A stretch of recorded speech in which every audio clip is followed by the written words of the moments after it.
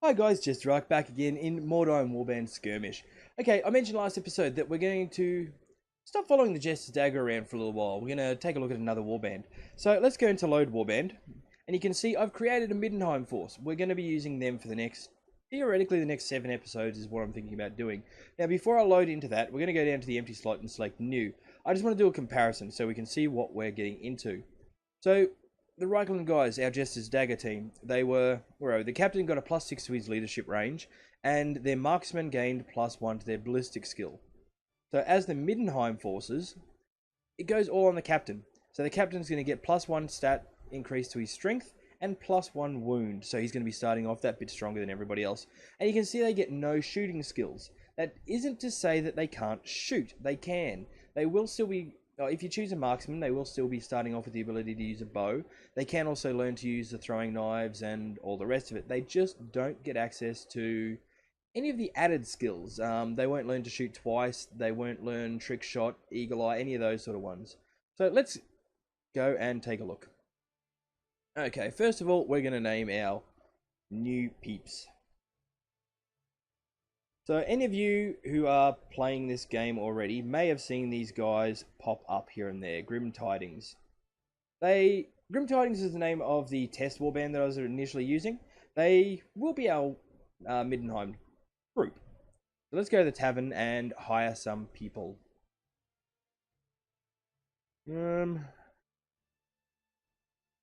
Okay, as far as warriors go, as much as Dieter here has got an additional wound, overall, I think Rudger has got the better stats. So we're going to hire him first up. And now let's take a look at our marksman.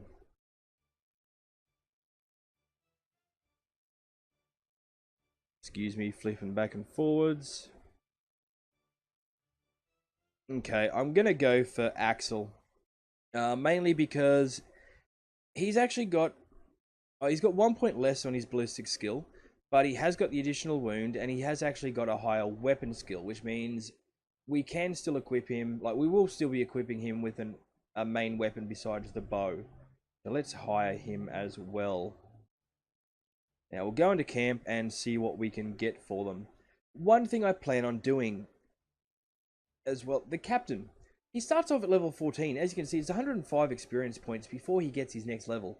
And overall, his stats aren't great. They're just not.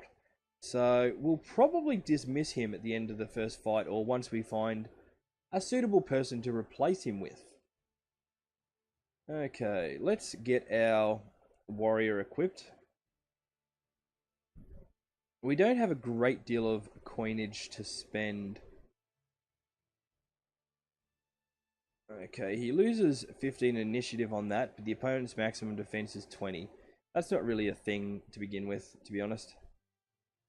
I might go the Gromrel Axe. He won't keep it as his main weapon. And what have we got here? We've got a longbow for him. Let's buy that first. I will be equipping him down the track with something like a great sword or some other two-handed weapon. But for the right now, we'll just get him... Yeah, we'll just buy that.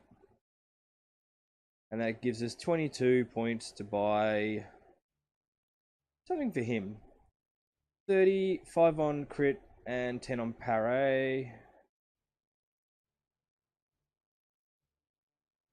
Well, even though it's the cheaper weapon, the Falcon, or Falchion, or Falcon, or whatever the hell you want to call it, is the one that makes sense to me. We won't bother giving him an offhand weapon. One thing we do have to do, though, is customize them. Okay, color 1. And color 2. Fairly similar colors to our Reichland boys. But instead of the purple, we'll go for the slightly pinker color. Some manly like that. Okay, Town Crier, let's see what we've got. The Turtle Squad would be who we would be up against. Now remember, these guys aren't going to be great at ranged combat, which is something that both other teams are going to slightly excel at. Let's go for the Steinhardt Memorial Gardens.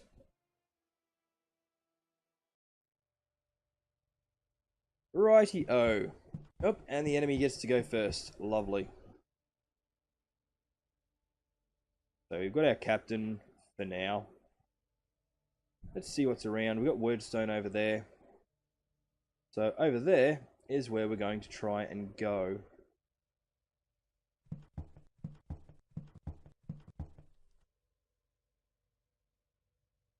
Let's get our people on the run. We really want the extra money that that's going to give us if we can get it before they do. It's a big if though. Okay, so they're a 3-man team at least.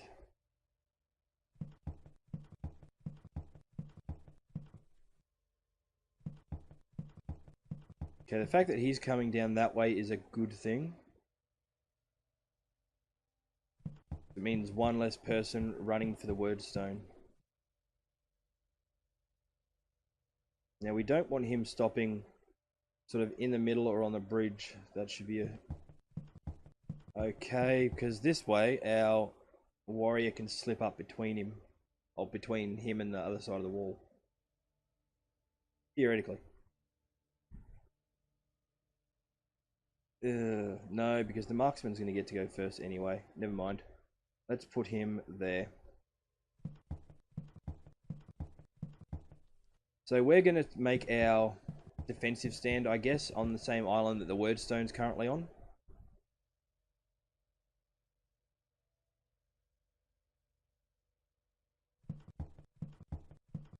Okay, come on.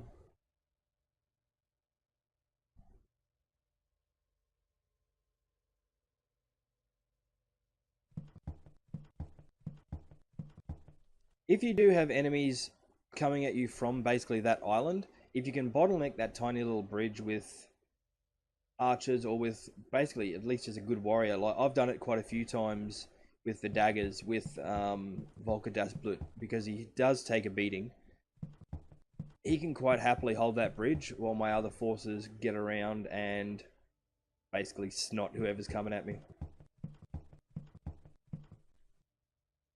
It's a good place to back it. Like if you can get someone on the bridge and then back them up with a pistolier, it can be brilliant. Because as I mentioned before, they can shoot in and out of combat.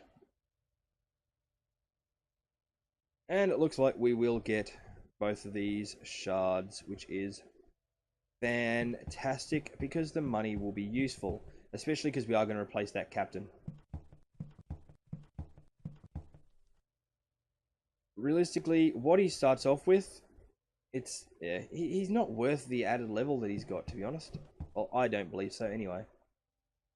But each to their own, obviously, and of course. Get our archer up where he can start being useful. Well, as useful as a Middenheim archer can ever be. They're all equipped with daggers too, by the look of it.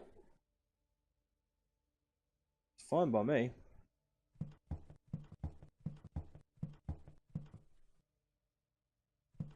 Six turns and nobody's seen any combat whatsoever yet. He can stay hidden there. 2%. Oh, and he's still got a hit off. Oh, did I miss it? I did too. Damn. Stop moving. Stop moving. I missed a corpse. Damn it. I'm actually finding that the corpses provide some of the best loot. Oh, of course I missed. There are too many of them. I hit him once and he runs away.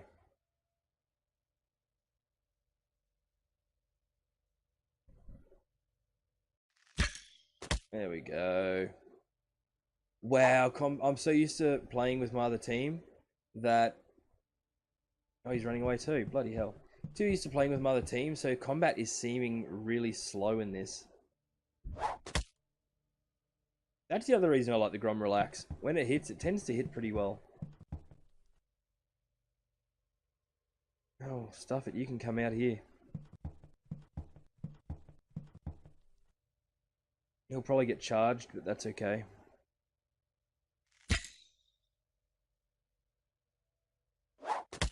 Now.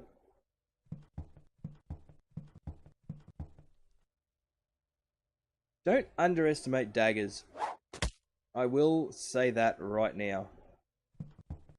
Or even if you see an enemy marksman that's got no weapon, which is quite often, or which is how I had my marksman for almost the entirety of their career in, like with the daggers. They carried a bow and that was it, no backup weapon, and they would do like if they'd get into fisticuffs, they'd do a crap load of damage. Love that word, fisticuffs. Okay, he's down and out. And they're done. Took 10 turns, but we routed them.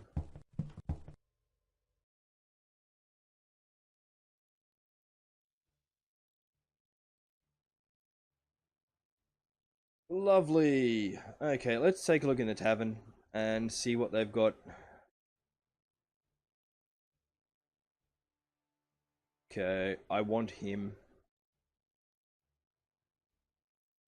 Again, his wounds aren't quite as high, but he has got significantly higher stats otherwise, except for his initiative. His initiative is quite low, but he's got the higher leadership and higher weapon skill and higher strength, which is perfect. Okay, let's go back into camp.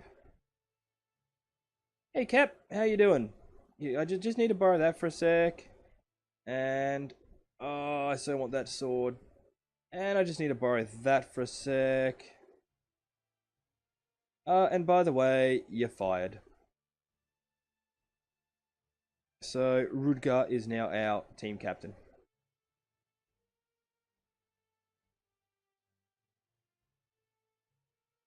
Yeah.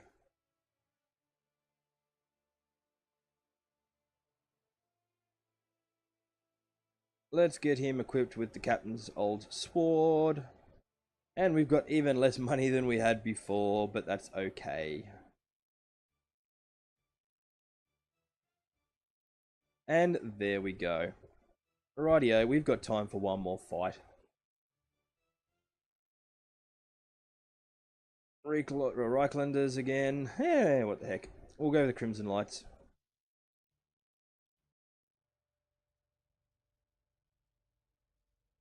So Axel is now our highest initiative player. We'll take a look around, see if there's anything we can see. We don't want to miss out on any corpses this time. Seriously, corpses are brilliant. No, okay. I am going to move him up to here. Actually, I might move him across. I'll hide him behind those crates next to the fire. Does depend on where the enemy's going to come from, though. Oh, they're coming from all the way over there. We may change tactic then. We are up against Reichlanders, so we don't want our people out in the open any more than they sort of have to be. Otherwise, they're just going to get picked apart by enemy archers. Theoretically. Axel Schlechtfeld.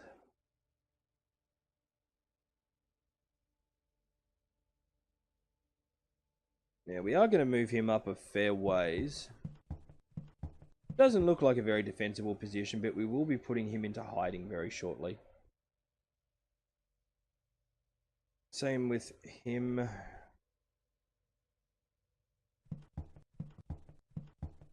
Adolf Schwarzhelder. And we'll put Axel back up here.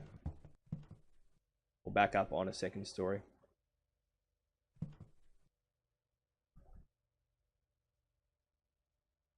They're going for the bridge. Wonderful. Move forwards, buddy.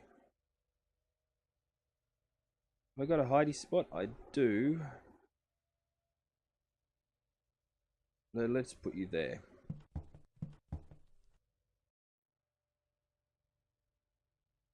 Now remember, we do want to avoid being out in the open.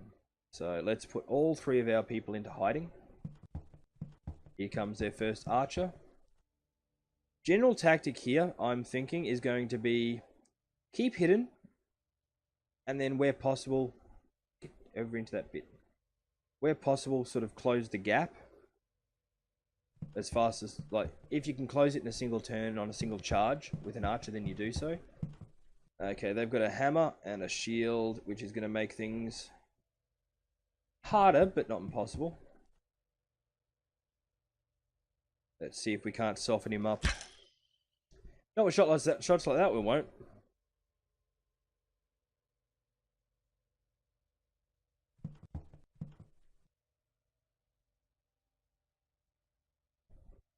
I don't know why the AI insists on climbing the melee troops up onto that level, but it does seem to be a fairly common thing.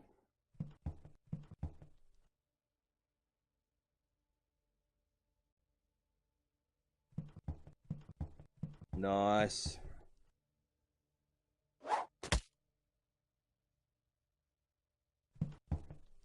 It's going to get his attention, but that's okay. Let's drop this guy. He's stunned. Is it only the 2 of them? Must be. No, don't run away. Then you've got a chance to shoot us from later. Damn it. Okay, we'll put him into hiding.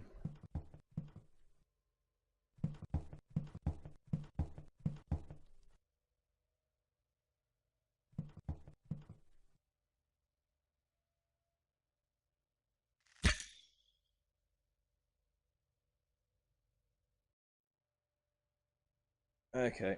Remember, they're marksmen equipped with a bow, which means as long as we're in melee combat, he's not going to be able to get his shot in on us.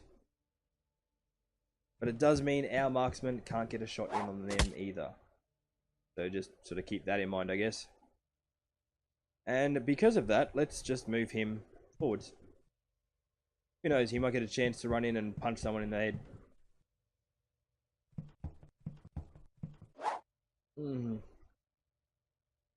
I want to take out that archer first if I can. There we go. Turns out we can. Lovely. Ow. We don't want to take too many hits from that hammer. Not at this early stage, because he'll just drop our people quite easily.